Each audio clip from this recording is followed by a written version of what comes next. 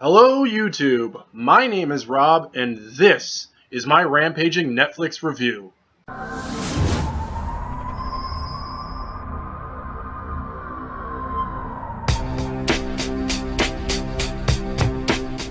So the movie I'm going to be reviewing today is called Proxy.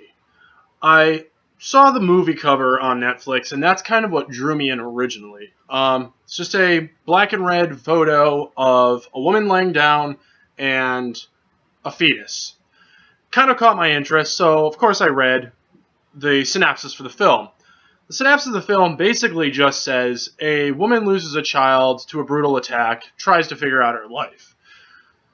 So, knowing IFC and how they go about their films, you pretty much are going to get one of two things out of the movies. You're going to get something that's a heart-wrenching, pretty much really intense film.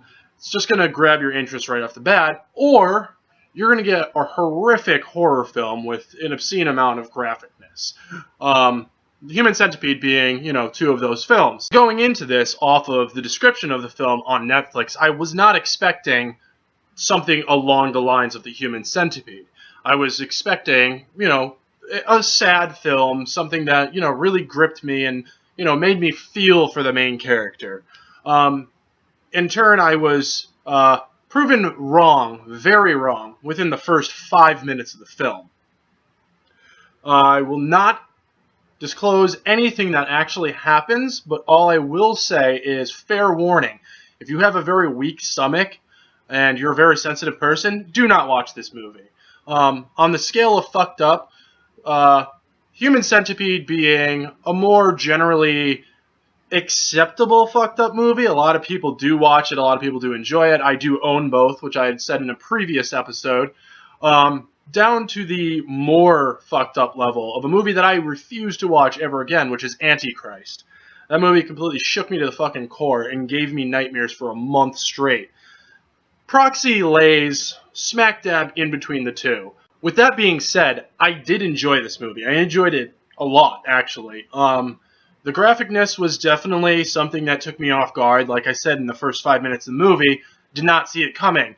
What happens is something I necessarily did not want to see either. It really upset me, to be completely honest. But I continue to watch because whoever's bold enough to actually shoot something like this and start a movie off like that has definitely knows the movie's going to be going somewhere. As the movie goes on, it is very apparent that things are off. Horribly, horribly off with the main character. The main character is not the only person that's fucked up in this film. As the movie progresses, you start to meet a couple other people, and these other people are definitely off in their own way.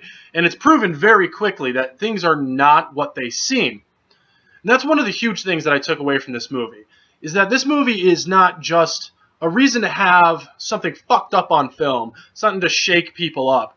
What I took away from this is that this movie is just a question. It's posing the question, what will drive somebody insane? The question is answered, too. It's answered in a very dark way. It made you really have to think, but seeing one level of fucked up meet another level of fucked up, and that level pushes the other one off the edge. It really made me think. It made me realize that there is many shades of people in this world, and everyone's a little crazy. But you never know that next person that's going to be a little bit more crazy. And where you're going to meet them could be the most clean-cut, nicest looking person in the world, and they're not. They are completely apeshit crazy. The one thing that really drew me in about this movie was the style that it was shot in. The style it was shot in was definitely adapted, in my opinion, from two directors that I'm a huge fan of, Wes Anderson and M. Night Shyamalan. The way I saw this film was as if the two of them had gotten together, had a love child, raised that love child in their separate styles. That child grew up and directed this film. Wes Anderson is very much a stylized director. She gets a lot of guff for, but I personally enjoy. He's got his color schemes that he continuously uses, his OCD of lining things up, and the track shot, his infamous track shot. Everything's constantly moving on a track. You see quite a bit of that in this film, but the M. Night Shyamalan side of it is a darker film. It's a lot darker. It's very mysterious. There are long shots with music they never really show anything. You kind of just get to stew in the emotions of the character on screen at that point. And it drew me in. It draws me in very much when that happens. And that's why I'm a huge fan of M. Night's films. There's a huge turning point in this film, too. The turning point actually reminded me of another one of my favorite directors, the great and almighty Kevin Smith. In case you haven't noticed in the background, I am a huge Kevin Smith fan. And any of you who know me know that I worship him. He is an amazing writer. He's a fantastic director. And he doesn't get enough credit.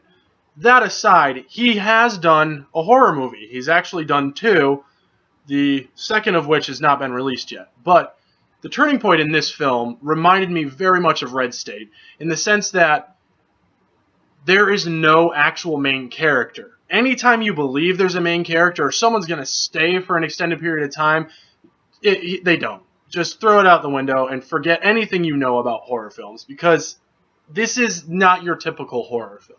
So at the end of it all, if you're looking for a new horror movie experience, you want something that's a little bit more psychological, but also has a level of graphicness that's not normally put on screen, 100%, I stand behind it. Watch Proxy. It's very fucked up, but it's an amazing story. It's amazingly well directed. It's a beautiful film. At the end of it all, I give it 4 Netflix stars out of 5. That's 4 stars. That is the highest rating I've given any of the movies thus far. I really enjoyed it. I really, really enjoyed it. It's definitely a warning to just basically say you don't know what kind of sick fucks are out in the world and you don't know what people are hiding underneath. Thank you for viewing. Feel free to comment below. Let me know if you agree with me. Let me know if you disagree. Let's start a conversation. Don't forget to subscribe and like my videos. Once again, the more likes I get, the more videos I will make. And please, spread the word. Let people know I'm here. And give me suggestions. If you feel like there's a movie I should see, let me know. And I will see you next Friday with a new film and more rage.